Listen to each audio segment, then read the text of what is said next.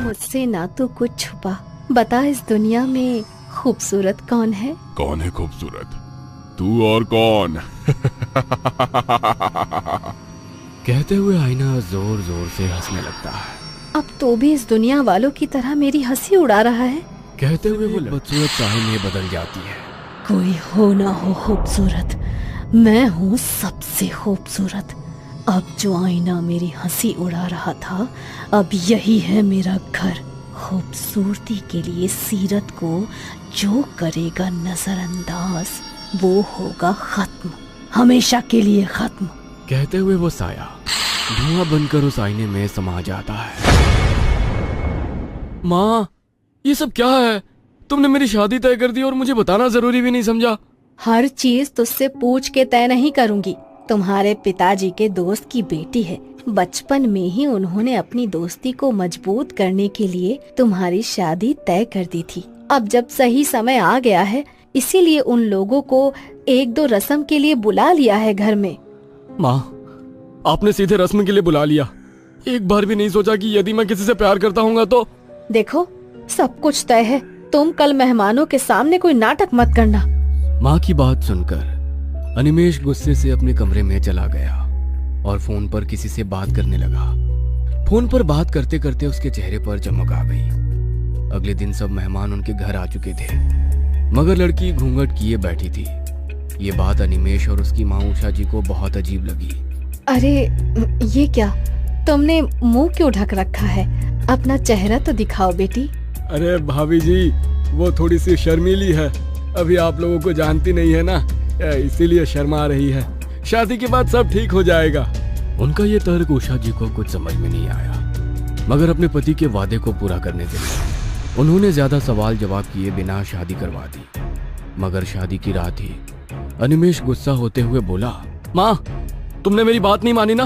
देखो, हमारे साथ धोखा हुआ है। धोखा? कैसा धोखा? अरे लड़की के पूरे चेहरे पर दाने दाने हैं, बहुत ही गंदी लग रही है। गंदी लग रही है? क्या कह रहा है तू? जरा मैं भी तो जाकर देखूं।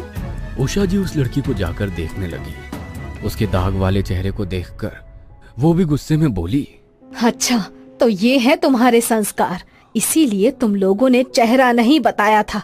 ये तो सरासर धोखा है रूपिका।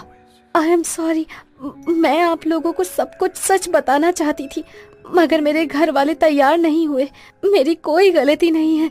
आप फिक्र ना करें, ये परमानेंट नहीं है, इनका इलाज चल रहा है, कुछ ही दिनों में ये ठीक हो जाएंगे। धीरे धीरे लड़की की मीठी आवाज, बोलने के लहजे और काम काज के तरीके से उसने उषा जी के दिल को तो पिघला दिया। मगर अनिमेष अभी भी नाराज था।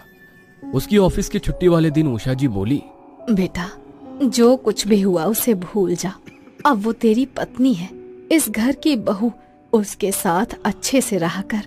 चेहरे की सुंदरता का क्या है, आज है कल नहीं, मगर वो लड़की मन से सुंदर है बेटा। प्लीज माँ, मुझसे कोई बहस मत करो, मुझे कहीं नहीं जाना। तभी उसके फोन पर किसी का फोन आया तो बात करते हुए अनिमेष मुस्कुराने लगा। ठीक है माँ, मैं उसे अपने साथ ले जाता हूँ। अनिमेष रूपिका को पहली बार बाहर लेकर जा रहा था, इसलिए वो बहुत एक्साइटेड थी। वो अच्छे से तैयार होकर अनिमेष के साथ घूमने निकल गई। अनिमेष उसे पहाड़ों पर घुमाने के लिए ले गया। अनिमेष किसी से फोन पर बातें करते हुए आगे तेजी से चल रहा था। रूपिका उसके पीछे पीछे धीरे धीरे चल रही थी। अनिमेष जी, प्लीज रुकिए ना। अनिमेष जी, मैं पीछे रह गई हूँ। अनिमेष जी। हाँ, तुम पीछे रहोगी तो मैं क्या करूँ? फटाफट चल नहीं सकती? नाम रूपिका और शक्ल। अरे इतना धीरे धीरे चलोगी तो कुछ घूम नहीं पाओगी। रूपिका धीरे धीरे आगे बढ़ रही थी। तभी उसे किनारे पर एक कांच चमकता हुआ नजर आया। अरे ये क्या है? कहते हुए उसने उस कांच को उठाया तो उसमें उसे किसी और का अक्स नजर आया।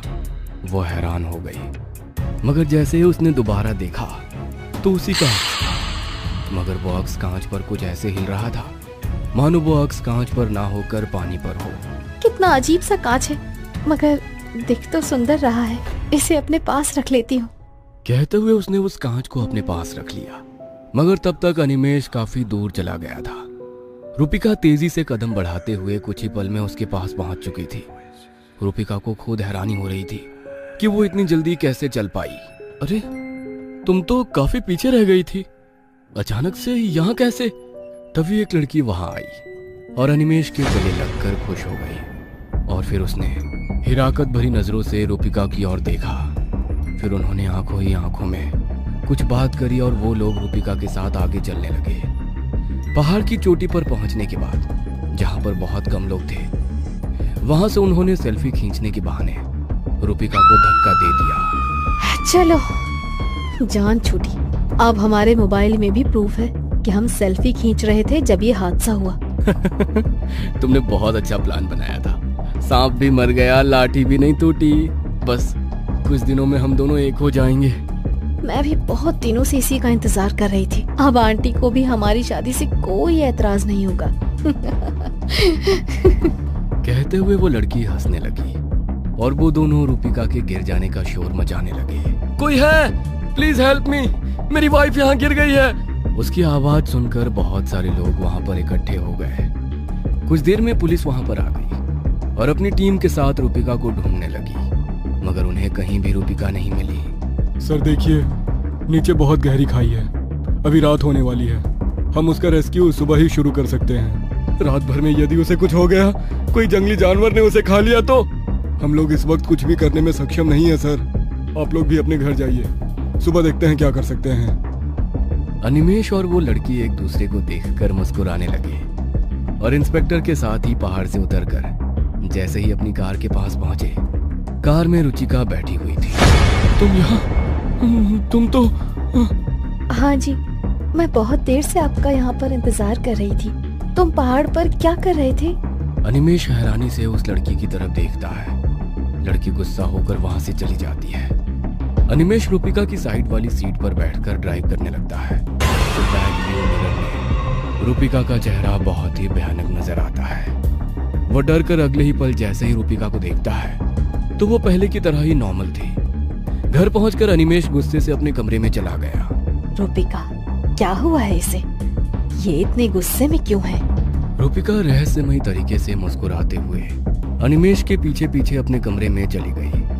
देर रात पलंग तेजी से हिलने लगा। रूपिका, ये क्या कर रही हो? कहते हुए वो जैसे ही पीछे पलटा, रूपिका वहां पर नहीं थी। वहां पर था तो वो कांच था जो रूपिका ने पहाड़ पर से उठाया था। ये कांच? ये यहाँ कहाँ से आया?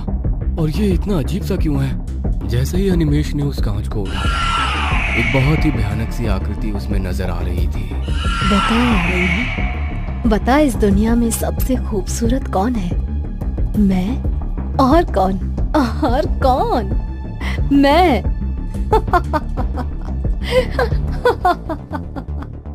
कहते हुए वो जोर जोर से हंसने लगी। अनिमेश ने उस भयानक आकृति को देखकर उस कांच को फेंक दिया। जैसे ही उसने कांच को फेंका, उसमें से धुआं निकलकर बाहर आया और उसने एक औरत का रूप ले लिया। इस दुनिया में सभी को चांद पसंद है, मगर कोई उस चांद के दाग को नहीं देखता। जब ईश्वर ने उस चांद में भी दाग बनाए हैं तो इंसान की क्या औकात है। मगर तुम्हारे जैसे लोग सुंदरता में इस तरह खो जाते हैं कि उन्हें होश ही नहीं रहता कि मन की सुंदरता भी कोई चीज होती है। अब तुम भी बहुत सुंदर हो जाओगे, बिल्कुल मेरी तरह। कहते हुए उस साई ने अनिमेश का हाथ पकड़ा तो उसके पूरे शरीर पर दाने दाने हो गए। उसमें से रक्त और मवाद बह रहा था। नहीं, ये नहीं हो सकता। तुम मेरे साथ ऐसा कुछ नहीं करोगी। इससे अच्छा कि तुम मुझे मार दो। कुरूप इंसान का मजाक उड़ाने वाले हर व्यक्ति के साथ ऐसा ही होगा। अब ना ही तू जी पाएगा और ना ही मर पाएगा। बोलते हुए वो साया फिर से उस कांच में समा गया। बता है आईना, बता इस दुनिया में सबसे सुंदर कौन? मैं। और कौन? मैं। और कौन? कहीं आप भी तो सुंदरता को चाहने वालों में से तो नहीं है? वैसे तो ज्यादातर लोगों की तरह मेरा भी भूत प्रेत पर विश्वास नहीं था। ये सब मुझे इंसान के डर से बने हुए ख्याल या उनका वहम लगता। इसलिए मुझे कभी भी रात में अकेले सफर करने या सुनसान जगह पर जाने से डर नहीं लगता था। पर कभी कभी जिंदगी हमें कुछ ऐसे हालातों से रूबरू करवाती है कि सच्चाई और वहम इन दोनों का फासला ही खत्म हो जाता है। रात का समय, एक सुनसान सा रास्ता, हवा से बातें करती हुई मैं और मेरी बाइक। अमावस का अंधेरा था, ठंडी ठंडी हवाएं चल रही थी और रास्ते पर मुश्किल से कोई गाड़ी थी। मैं अपने ही धुन में बाइक चलाते हुए आगे बढ़ रहा था। तभी मुझे एक बुजुर्ग आदमी रास्ते के एक तरफ चलते हुए दिखाई देता है। इतनी रात को ये बुजुर्ग आदमी इस सुनसान रास्ते पर आखिर क्या कर रहा है? ऐसा सोचकर मैंने बाइक उसके पास रोक दी और उन्हें आवाज लगाई, अरे दादाजी, इतनी रात गए, आप यहाँ क्या कर रहे हो? दादाजी मेरी आवाज सुनकर रुके और धीरे से मेरी तरफ मुड़े। 1 मिनट से ज्यादा वो मुझे घूरे ही जा रहे थे। मुझे थोड़ा अजीब लगा। दादाजी बूढ़े थे, पर अभी भी उनका कद और शरीर किसी पहलवान से कम नहीं था। बड़ी मूछें और चेहरे पर हल्की हल्की झुर्रियां, बदन पर ओढ़ी हुई एक शॉल और पैरों में पहनी हुई गांव की चप्पल। मैंने उनसे फिर पूछा, अरे आप इतनी रात गए इस सुनसान सड़क पर क्या कर रहे हो? दादाजी हल्का सा मुस्कुराए और बोले, बस अपनी मंजिल की तरफ जा रहा हूँ। ये सुनकर मैं थोड़ा हैरान हुआ। वैसे तो मैं कभी किसी अजनबी को लिफ्ट नहीं देता था, पर एक बुजुर्ग आदमी इतनी रात गए सुनसान सड़क पर चलते हुए आखिर जा कहाँ रहा था? ये सवाल मेरे जहन में था। मंजिल? कौन सी मंजिल? एक देहाती जैसे दिखने वाले बूढ़े की मंजिल क्या हो सकती है? एक गांव। मुझे थोड़ा अजीब लगा, क्योंकि आते वक्त ना तो मुझे कोई गांव दिखा था और ना ही कोई घर की रोशनी। मैंने उस रास्ते पर आगे तक नजर डाली, पर दूर दूर तक कोई गांव या घर नहीं दिख रहा था। पर यहाँ तो आसपास कोई गांव नजर नहीं आ रहा। दादाजी फिर मुस्कुराए और बोले, खुली आंखों को जो नहीं दिखता वो इस संसार में है ही नहीं, ऐसा मानना जरूरी तो नहीं। दादाजी की बातें मुझे समझने में थोड़ी अटपटी लग रही थी। मैं बात समझ गया हूँ, ऐसा प्रतीत करने के लिए अपना मैंने सिर हिलाया, पर मेरी शक्ल के भाव से दादाजी सब समझ गए। हम बूढ़े गांव वालों की बातें तुम जैसे शहर बाबू के पल्ले नहीं पड़ेगी। नहीं दादाजी, ऐसी कोई बात नहीं है, मैं तो बस आपकी मदद करने जा रहा था। कभी कभी किसी की मदद करना भारी भी पड़ सकता है। और दादाजी की ये बातें मेरे पल्ले नहीं पड़ रही थी। एक अकेले बूढ़े आदमी की मदद करने मैं यहाँ रुका हूँ और ये आदमी मुझसे ऊट पटांग बातें कर रहा है। आखिर इसे मेरी मदद की जरूरत है या नहीं? मुझे लगा था आपको मेरी मदद की जरूरत होगी, इसलिए मैं यहाँ रुका था, पर आप तो मुझे ही खरी खोटी सुना रहे हो। इस पर दादाजी ने हंसते हुए कहा, तुम्हारा बहुत बहुत शुक्रिया, पर मेरा गांव यहीं पास में ही है, मैं पैदल चला जाऊंगा। इतनी देर से मैं वहां रुका था। अगर ये बात पहले ही कह दी होती तो मैं अब तक आगे पहुंच चुका होता, पर एक बुजुर्ग आदमी को क्या ही कहना। ऐसा सोचकर मैंने गाड़ी स्टार्ट की। ठीक है दादाजी, मैं चलता हूँ तब। इतने में उस आदमी ने मेरा हाथ पकड़ लिया। मैं थोड़ा डर गया। अब तक ये आदमी सिर्फ अजीब अजीब बातें कर रहा था, पर अब तो इसने मेरा हाथ पकड़ लिया। मैंने झिझकते हुए पूछा, क्या हुआ दादाजी, आपको कुछ चाहिए? दादाजी ने मेरा हाथ छोड़ दिया, मेरी तरफ देखा और मुस्कुराते हुए बोले, तुम मेरी मदद के लिए रुके, मुझे दादाजी कहा, इसलिए मैं तुम्हें एक पते की बात बताता हूँ। ये रास्ता खत्म होने तक तुम्हें आगे कोई भी दिखे, कोई भी पुकारे, पर तुम किसी भी हाल में रुकना नहीं। दादाजी की और एक अटपटी और डरावनी बात। आखिर वो आदमी इस बात से मुझे क्या समझाने की कोशिश कर रहा था? या फिर वो आदमी सड़क का कोई पागल था जो मेरे गले पड़ गया था?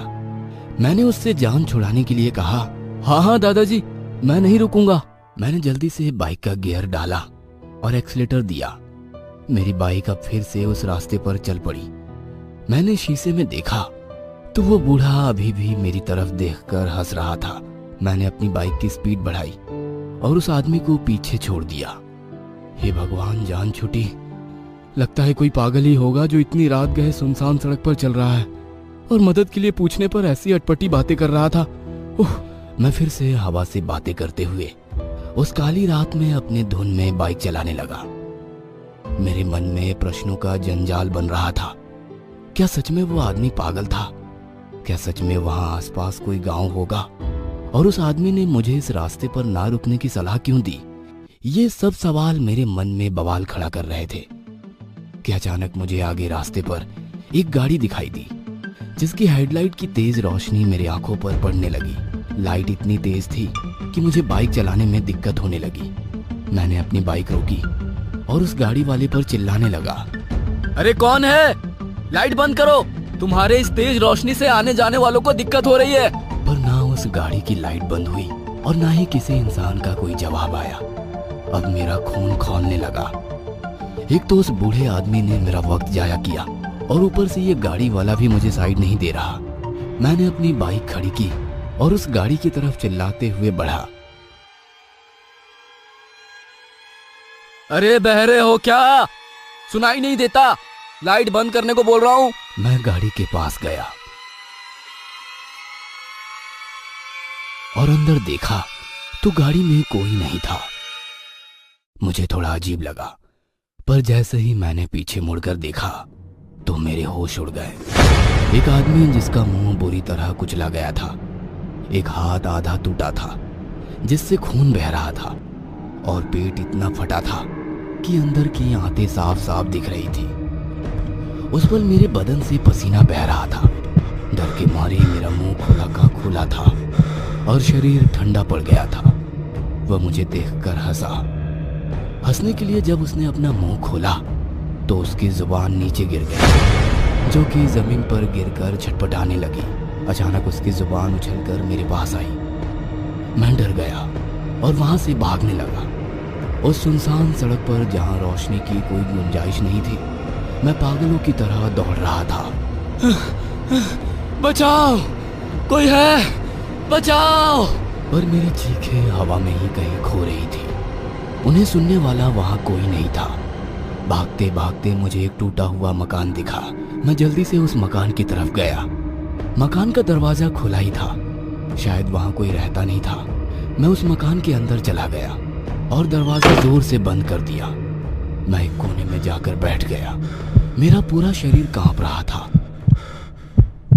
इतनी ठंड में भी मेरा माथा पसीने से भरा था और मेरा दिल जोर जोर से धड़क रहा था।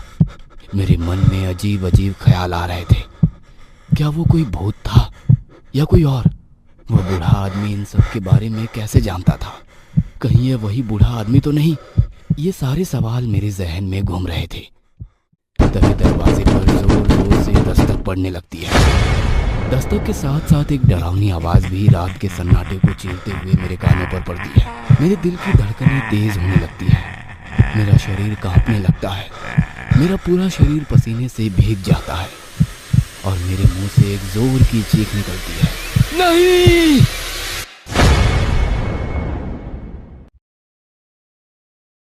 अचानक मेरी चीख के साथ सब कुछ शांत हो जाता है। दरवाजे की दस्तक, वो भयानक आवाज, सब कुछ देर के लिए ही सही, पर अब मेरी जान में जान आ गई थी। मुझे कैसे भी करके यहां से निकलना था। मैं बड़ी हिम्मत करके उस दरवाजे के पास गया। दरवाजे पर एक छोटा सा छेद था जिससे थोड़ी सी रोशनी अंदर आ रही थी। मैंने उस छेद से बाहर देखने की कोशिश की और आखिरकार वह काली रात गुजर चुकी थी। मैं उस मकान से बाहर आया तो दिन ढल चुका था।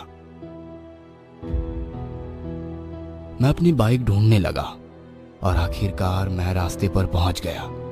मैंने देखा कि वहां बहुत सारे लोगों की भीड़ जमी हुई है और उस भीड़ में वह पागल बूढ़ा आदमी भी था। एम्बुलेंस में किसी की लाश ले जा रहे थे। मैं उस बूढ़े आदमी के पास गया। वो एक दूसरे आदमी से कुछ कह रहा था। आखिरकार इस रास्ते ने और एक जान ले ली। मैंने इसे मना भी किया था, पर नियति के सामने कोई क्या कर सकता है। एक हवा का झोंका आया और लाश के मुंह पर से कपड़ा हट गया और मैंने जो देखा वह दिल दहला देने वाला था। मुझे हमेशा से लगता था कि भूत प्रेत का वहम है, पर अब मैं खुद इस हाईवे पर अपना शिकार ढूंढता हूं।